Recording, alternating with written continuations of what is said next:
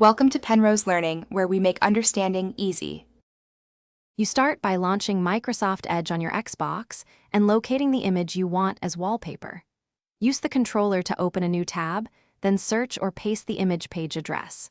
Once you see the image, press the controller menu to bring up options. Make sure to open the image file itself, not just the page thumbnail. This is critical because the browser needs the direct image, view to save, or share to capture it for a wallpaper change. Next, save the image so Xbox can access it.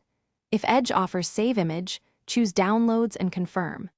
If not, take a screenshot using the Xbox button +Y while the image fills the screen. This captures it into captures.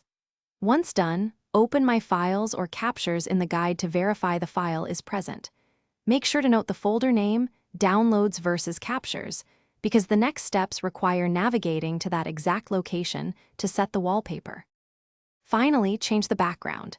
Go to Settings, then General, Personalization, and My Background.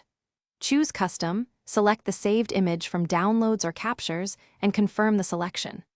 Once done, the new wallpaper should appear on the home background. Make sure to restart the dashboard if it doesn't update immediately. If you hit an error, check file type and size. Xbox prefers JPG or PNG and has size limits, and if needed, resave or resize the image on a PC and Thanks for watching. If this was helpful, leave a like and consider subscribing. See you next time.